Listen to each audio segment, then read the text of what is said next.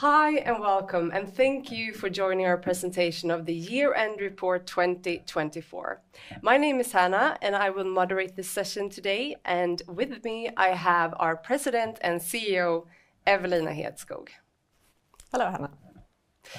The following agenda for today, Evelina is going to give you a brief presentation about W5 Solutions, and thereafter comment on the financial performance of the Q4 quarter. After, we will then move on to a Q&A session where your questions will be addressed.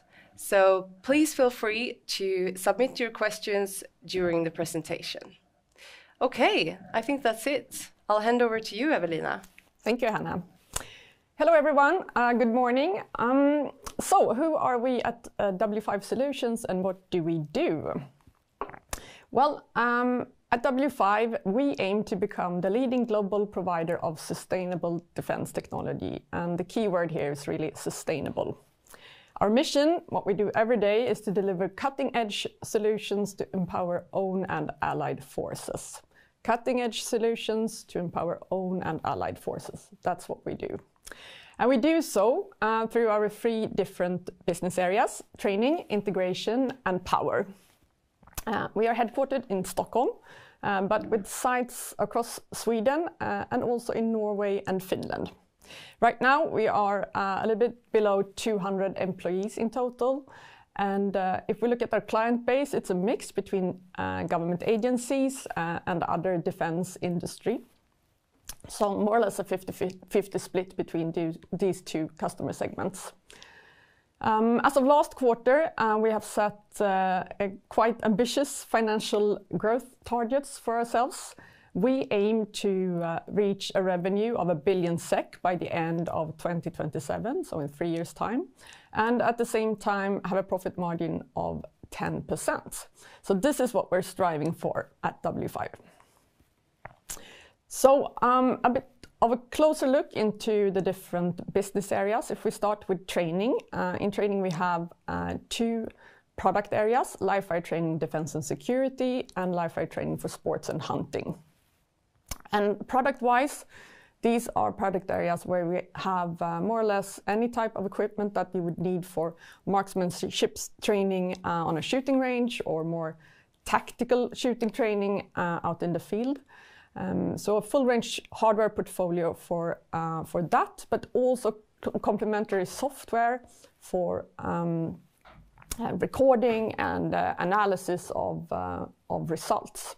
So both hardware and software connected to live fire training. That's what we do within the training business area. Looking into business area integration, we also have two product areas, starting with shelters. This is where we design and manufacture very sophisticated container solutions with ballistic protection, with protection against CBRN weapons, protection against electromagnetic pulse, and also shelters that are shielded in order to not emit any signals from inside. So very sophisticated products. And the second product area within integration is systems integration, where we do, of course, systems integration, but with products such as harnesses and intercom solutions as well. Third business area, power. If we start with batteries and chargers and gensets, these are two product areas where you can find these products also on the civilian market, but what we do is that we design and manufacture these type of products for the military context, so really addressing the very specific requirements that the military customer have. And last but not least, simulation. This is a product area where we manufacture simulators for tanks. We do flight simulators and everything in between. And our specialty is really the high fidelity hardware simulators. That's what we do within that product area. So this was a glimpse of the different offers that we have within the group. So moving over to the quarterly report, the year-end report, I should say, and some initial comments before we look into the figures. 2024 was really a year of transformation. We've done a lot in preparing for the future. We have a new structure, a new organizational structure in place from 1st of September, where we organize our 7 subsidiaries into 3 business areas that you've just heard of. From first quarter this year, we will be doing segment reporting for the business areas, but as of the year-end report, it will still be for the full group. 2024 was a year without any acquisitions. The year before, we had 3 of them. So important to think about when you look at these comparisons between 23 and 24 is that the last quarter of 2023 was the same operational scope as we had during last year. So quarter 4 in 2023 is directly comparable to 24 in terms of operational scope. This is also the first report that we are delivering according to the IFRS accounting framework. And for those who want to know all the details about that, you can find it in the written report. Okay, so looking at key figures then. Net sales for last year was more or less on par with earlier year, and this is of course a bit of a disappointment since proportional growth with the acquisitions made in 23 would have, of course, we would have had higher expectations on net sales last year, and this is reflected in the EBIT margin as well. So net sales and EBIT margin it's a consequence of the fact that we did not have the order intake needed to continue proportionally or grow during last year. On the bright side, we have won a lot of orders during last year, as much as almost 500 million SEK, which is double what we did the year before. And the order book is up at 310 million SEK, which is a 50% growth from earlier year. So we've taken the first steps to really start addressing both the net sales and the EBIT margin that was not good enough last year. A bit more in depth on the order intake side. One important key figure is the fact that book-to-bill was 1.2, and this is somewhat indicating a 20% organic growth, which I think is a very healthy number for our type of company. Growing faster would mean that we might jeopardize the quality of our deliveries, that we would not be able to deliver on time. And these are really important factors in really keeping our customer promise. So I think 20% organic growth is really a good figure. And looking at how the order book is divided, the split is basically 2/3 in 2025 and then the rest in 2026. So that's what we have in the books today. Moving on to revenue and margins then, starting with gross margin. The gross margin has been extremely stable.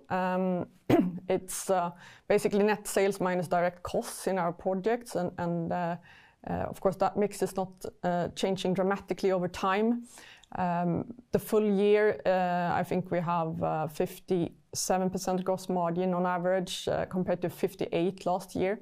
However, we did have a drop of gross margin during quarter 4, and hopefully this should just be something that is not a trend, but that we can get to a stable right below 60% in the coming quarters. On the profit margin side, we've had a bit of a downward trend for quite some time. And again, this has been a lot due to the fact that net sales has not been as high as we needed in order to keep the margins up. Now we see the trend shifting. We see a much higher revenue, and also the fact that finally the profit margin is pointing in the right direction. It's not nearly good enough yet, but it's definitely pointing in the right direction, and this is a trend that we need to make sure that it continues. I also want to show you this diagram. Speaking of margins, what we see here is personnel expenses and other external expenses. And as I've said earlier, this has been a year of transformation. We have done a lot to make sure that we have a platform for future growth. We have established an entirely new corporate management team with different corporate functions to make sure that the business areas can be as efficient as possible in their operations. We have introduced a lot of tools into operations such as accounting systems, CRM systems, HR systems. We have transferred to IFRS, as I mentioned. We have done our homework and have laid the foundation for CSRD reporting the coming year. So a lot of homework has been done, and we have been able to do that without increasing our external expenses. So I think that's a really, really good message that we have, that the cost control has been excellent during this time of transformation.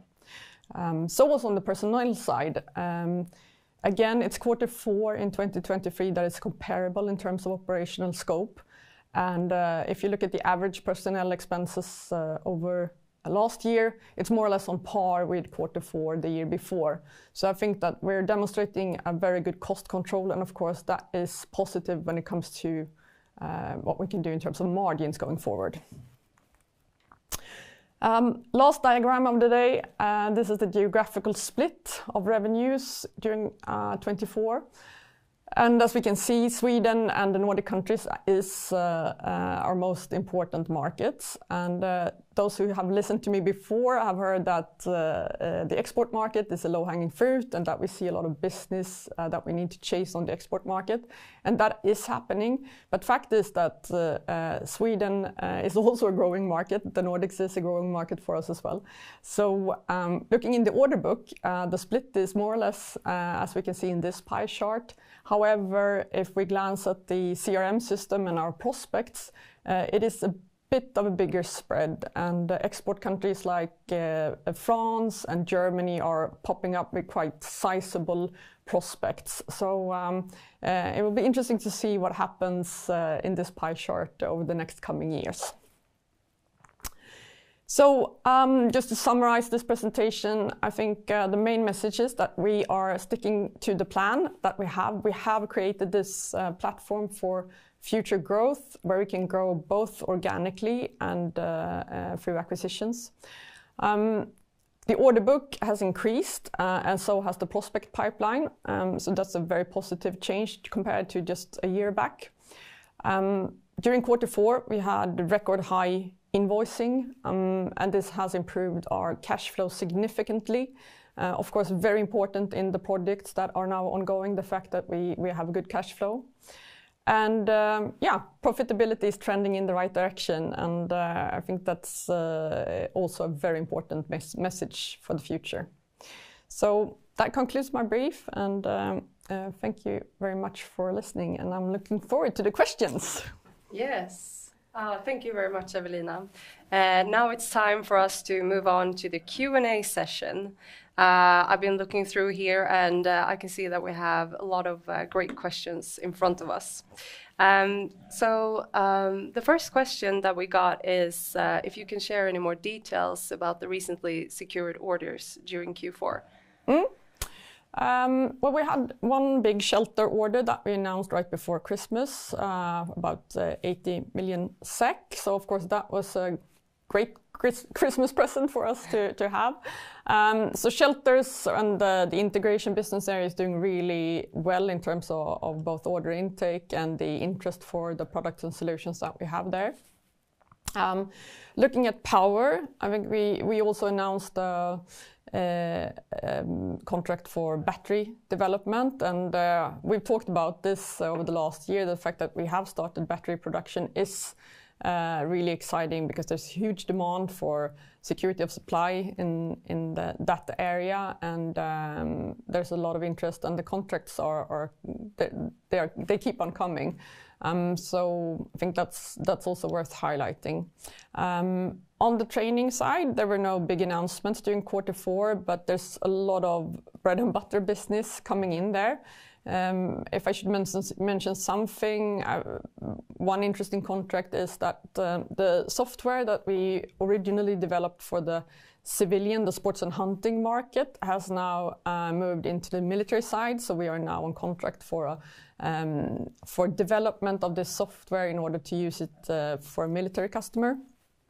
And that really shows the strength of having a really broad portfolio and making sure that we cross-sell between the different customer segments.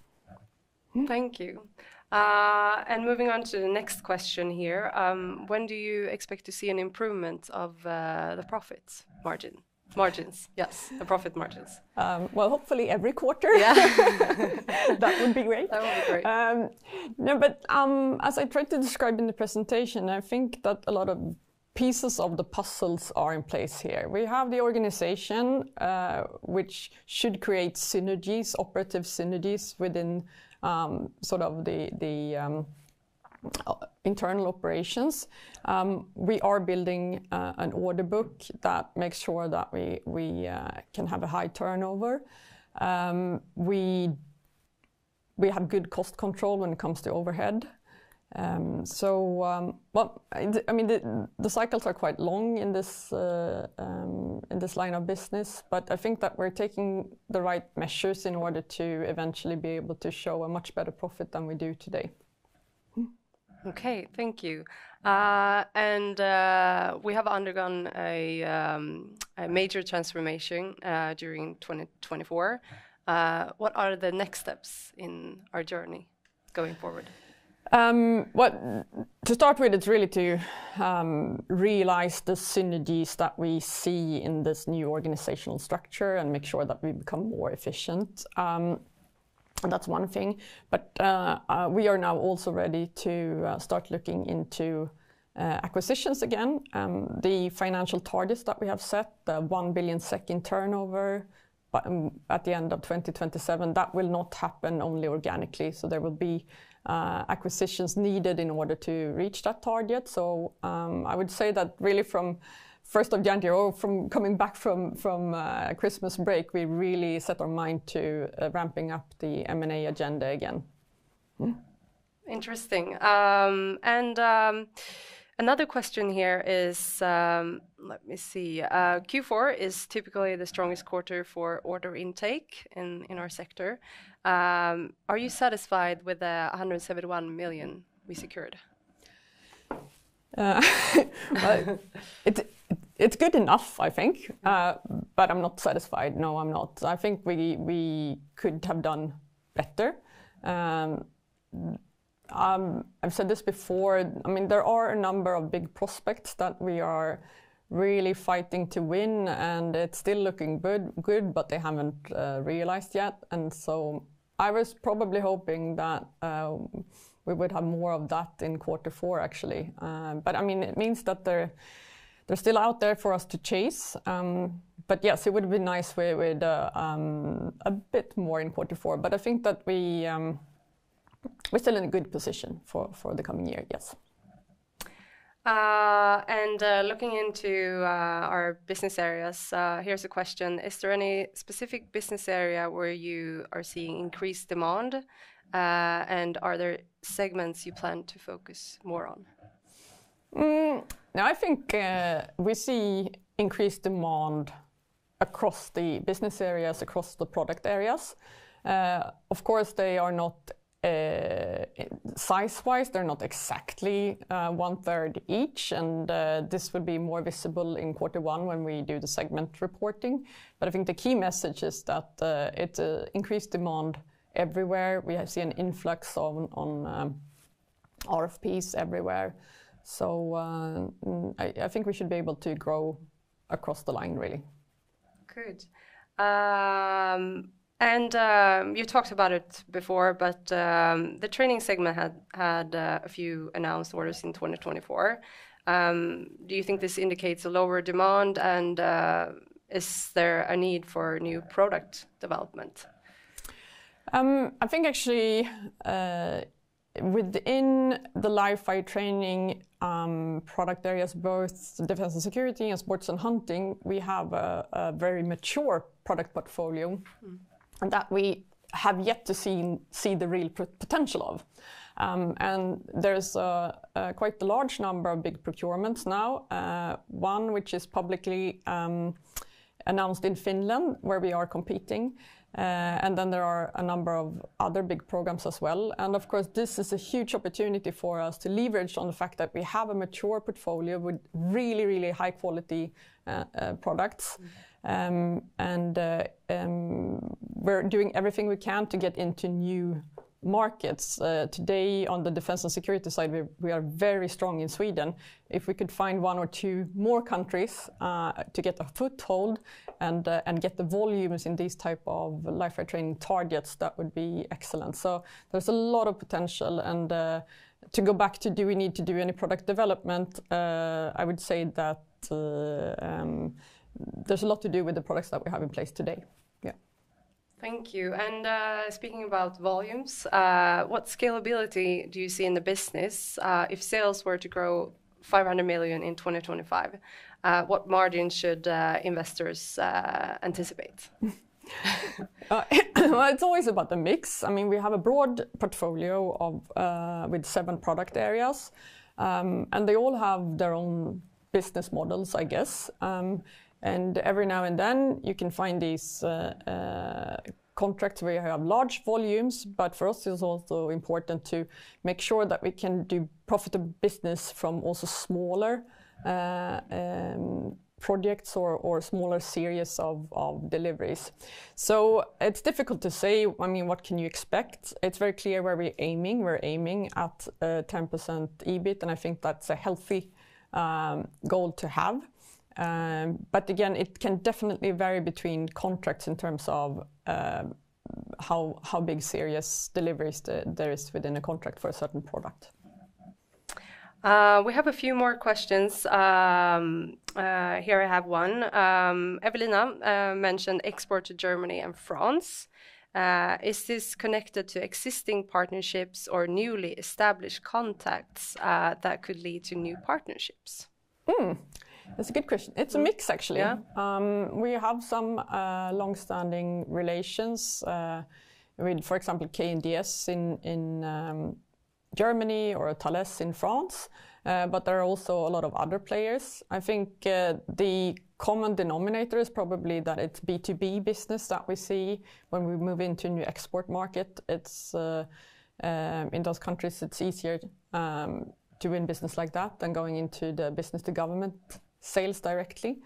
Yeah, it's exciting, and it's a mix, and there's a lot of business out there to chase for us.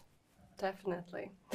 And you talked about our acquisition agenda, the restart of it. The question is, what kind of targets are you looking at?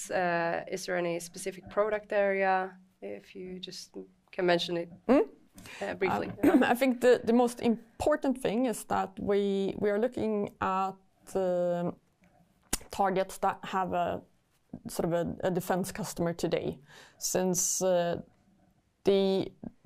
common denominator within our portfolio today is that we can leverage the fact that we're in defense, but we might have some sort of different markets within defense that we have for the different product areas, and when we start doing cross-selling, this really has a positive effect.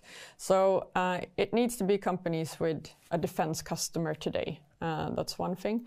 Otherwise, it's also size-wise. I mean, if you look at our targets and you look at what's a possible organic growth, and how many acquisitions can you make in a year and still sort of keep the efficiency in your operations, I would say that we're also looking at companies maybe sized around 100 million SEK in turnover. I think that would make sense for us. We're looking at targets in the Nordics primarily. We think it's it adds something to us as a sort of a solution provider to have a strong Nordic footprint. So that's the market that we're looking. So yes, there are some aspects, but actually product-wise, we have not said if it should be complementary or sort of additional products. I think that's something we need to evaluate in each and every case. Yes. Well, the questions are really ticking in here, so I'll add 2 more before we need to. Okay. You talk a bit more about potential. No, sorry. No, I already said that one. Can you tell us anything about the domestic live fire market? Still in negative territory on growth, or have comps rolled over? Should we expect growth in the live fire in 2025? Yeah, no, as I said, I think we have a strong footprint in Sweden, and yes, we had earlier framework agreements for the Swedish customer FMV that has now come to an end, but there is still demand also in the Swedish market. So there's definitely business to continue to chase here. But then again, the potential on the export market is huge. I mentioned Finland, for example. So training is very exciting. Again, I think it's also connected to the armed forces now in Europe ramping up and increased basic training for soldiers and sailors. And I mean, that has an effect on buying more equipment for your shooting ranges and for live fire training. So I think we have an exciting year ahead of us. Yeah, definitely.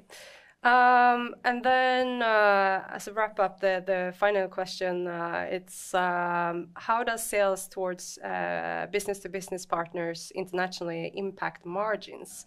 Live fire primarily, a lot of focus on live fire now. Yeah, a lot of live fire. Everyone, it's a product that is easy to understand. So I think that's also.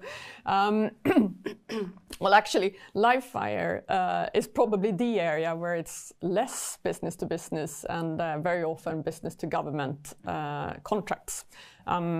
Not always, but quite often, especially on the defense and security side then. But in general, how business to business compared to business to government deals affect margins, there is really no clear difference. I can't say that one or the other is better in terms of margins. It's always about that specific program and what role we play in it, if we're prime, if we're sub, etc. So unfortunately, no easy conclusions when it comes to margins and the type of customer. Thank you very much, Evelina. So I think we're running out of time, and that was the last question for today. Thank you for participating. If you have any questions, feel free to reach out to us, and we will answer them. And we wish you a great day, and take care. Thank you very much.